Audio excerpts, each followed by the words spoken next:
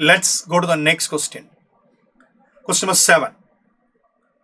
A solution of two miscible liquids having negative deviation from Raoult's law.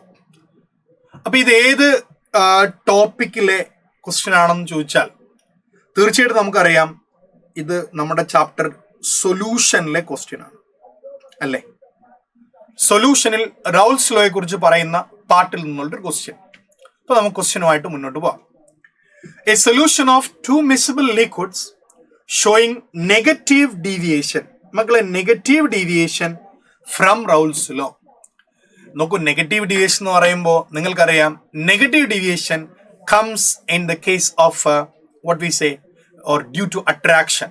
അപ്പം നമുക്കറിയാം നമ്മൾ sulphuric ആസിഡും വാട്ടറും തമ്മിൽ എന്ത് ചെയ്യാണ്, മിക്സ് ചെയ്യുകയാണ്. അപ്പോൾ സൾഫ്യൂരിക് ആസിഡും വാട്ടറും മിക്സ് ചെയ്യുന്നത് it's A case of negative deviation അല്ലേ. അപ്പോൾ നെഗറ്റീവ് ഡിവിഷന്റെ കേസിൽ നമ്മൾ കേട്ടത് ഇപ്രകാരമാണ്. നമ്മൾ കണ്ട പ്രോപ്പർട്ടീസ് എന്തൊക്കെയാണ്? Let's write it. നമ്മൾ കണ്ട പ്രോപ്പർട്ടീസ്, അവിടെ ഏത് ഫോഴ്സ് ആണ് ഡൊമിനന്റ് ആയിട്ട് വന്നത്? So in case of negative deviation നമുക്കറിയാം അവിടെ ഏത് force dominant? Attractive force dominant. So attractive force dominant. Which force dominant? Attractive force dominant. ശരിയല്ലേ? നെക്സ്റ്റ് പിന്നെയും നമ്മൾ പഠിച്ചിട്ടുണ്ട്.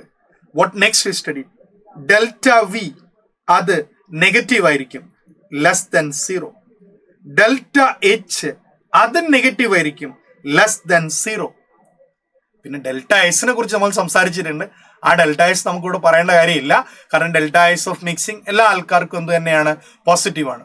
പക്ഷേ മോർ ഓവർ നമുക്ക് അട്രാക്ഷൻ കൂടുമ്പോൾ എസ്കേപ്പ് ചെയ്യാനുള്ള ടെൻഡൻസി എന്ത് ചെയ്യൂടെ കുറയും. അപ്പൊ എസ്കേപ്പ് ചെയ്യാനുള്ള ടെൻഡൻസി എന്ത് എന്ന് പറയുമ്പോൾ വേപ്പറൈസേഷൻ കുറയും. വേപ്പറൈസേഷൻ കുറഞ്ഞാൽ വേപ്പർ പ്രഷർ കുറയും. അപ്പൊ നമ്മൾ പ്രതീക്ഷിച്ച vapour pressure will be less than expected from Raoult's law. അപ്പൊ P A will be less than expected from Raoult's law and PB will be less than expected from Raoult's law. P total will be less than expected from Raoult's law. അപ്പോൾ ഉറപ്പായും നമുക്കറിയാം negative deviation ആണോ, web pressure കുറയും അല്ലേ.